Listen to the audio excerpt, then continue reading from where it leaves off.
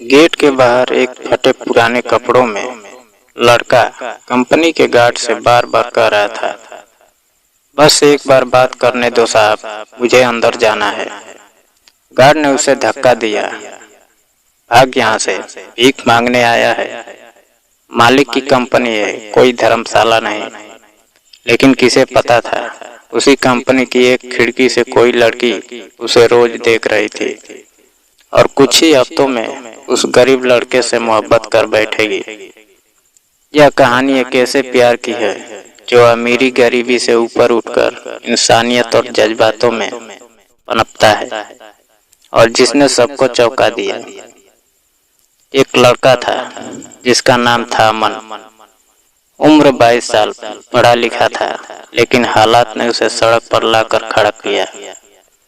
पिता की अचानक मौत, मां का कैंसर और घर बिक जाने के बाद उसके पास न रहने को छत थी, न खाने को रोटी।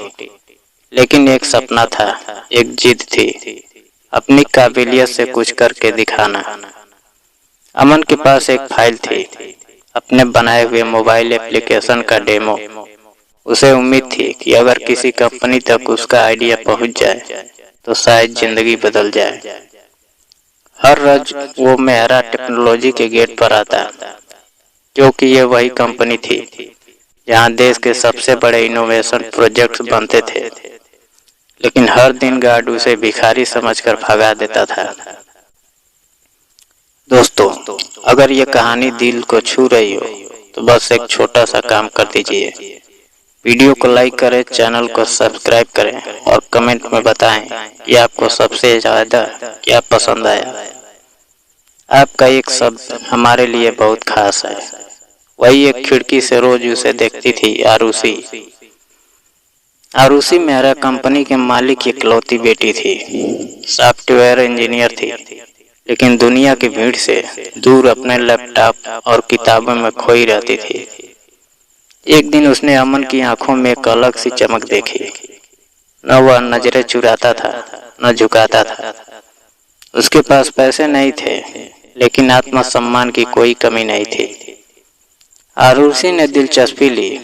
एक दिन ऑफिस से निकलकर चुपचाप अमन के पास गई और पूछा, तुम रोज यहाँ क्यों आते हो?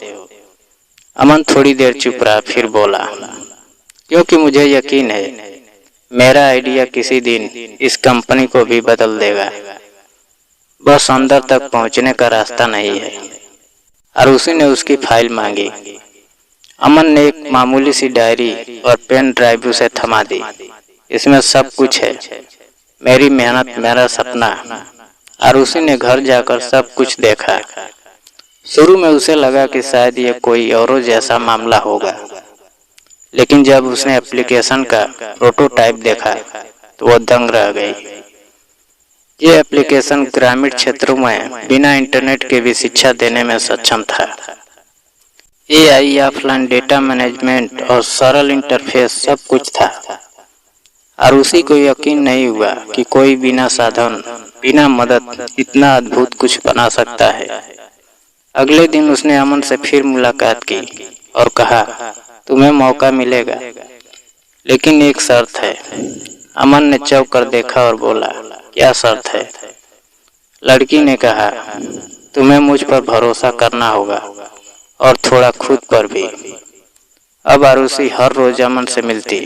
दोनों के बीच बातचीत बढ़ने लगी। अमन की समझदारी, सोचने का तरीका, व्यवहार, सब कुछ आरुषि को आकर्षित करने लगा। अमन भी अब मुस्कुराने लगा था। उसे लगने लगा था कि शायद उसकी जिंदगी अब बदलने वाली है। कंपनी के गार्ड को भी अब भी ये पसंद नहीं था कि एक फटेहाल लड़का रोज मालिक की बेटी से मिलने आता है। लेकिन आरुषि की जिद के सामने किसी की नहीं चलती थी। एक दिन आरुषि ने अमन से पूछा, तुम्हें मुझसे डर नहीं लगता? अमन मुस्कुराया, डरने वाले हालात से नहीं, मोहब्बत से लड़ते हैं, और तुमसे तो सिर्फ जुड़ाव लगता है। बस उस दिन के बाद आरुषि ने खुद से लड़ने की जरूरत नहीं पड़ी। उसे यकीन हो गया था कि वो अमन से प्यार करने लगी है। एक दिन आरुषि ने अपने पापा विक्रम मेहरा से बात करने की ठानी। पापा, मुझे एक लड़का पसंद है, वो बहुत काबिल है। विक्रम ने हंसते हुए पूछा, क्या करता है? वो नौकरी नहीं करता, लेकिन एक इनोवेशन बनाया है। विक्रम ने गुस्से में पूछा, नाम क्या है? आरुषि डरते हुए बोली, अमन। अगले दिन अमन को कंपनी के गेट पर फिर से गार्ड ने रोक लिया। तू यहाँ क्यों आता है? आज के बाद दिखा ना तो पुलिस बुला लूंगा। आरुषि बाहर आई और सबके सामने चिल्ला पड़ी, यह इंसान उस एप्लीकेशन का निर्माता है जिसे आज आपकी कंपनी लॉन्च करने वाली है। और हाँ, मैं इसे चाहती हूँ, चाहे आपको मंजूर हो या नहीं। विक्रम मेहरा चुप था। कुछ देर बाद अंदर गया और टीम को बुलाया। जो प्रोजेक्ट हम शक्ति नाम से लॉन्च कर रहे हैं, वो किसने बनाया? आईटी हेड बोला, मैम ने दिया था हमें, लेकिन इसका असली कोड ARD नाम से साइन किया गया है। आरुषि बोली, ARD मतलब अमन राजदेव। विक्रम अब जान चुका था कि उसने किसी रत्न को पहचानने में देर कर दी। उसने खुद बाहर आकर अमन से हाथ मिलाया। माफ करना बेटा, इंसान को कपड़े से नहीं, काबिलियत से पहचानना चाहिए था। कुछ महीनों बाद वही कंपनी अमन को उसका पहला ब्रांड एम्बेसडर और चीफ टेक्निकल ऑफिसर बना चुकी थी। अमन ने उस एप्लीकेशन से हजारों गांवों में बच्चों को पढ़ने का मौका दिया। वो गार्ड जिसने अमन को गेट से धक्का दिया था, अब खुद उसके लिए दरवाजा खोलता था। और हाँ, आरुषि और अमन की शादी पूरे शहर की सुर्खियों में रही। किसी ने नहीं सोचा था कि गेट के उस पर बैठा एक लड़का एक दिन उसी कंपनी का मालिक और दामाद बनेगा। दोस्तों, कभी भी किसी को उसके कपड़ों, हालात या मजबूरी से मत ताकिए।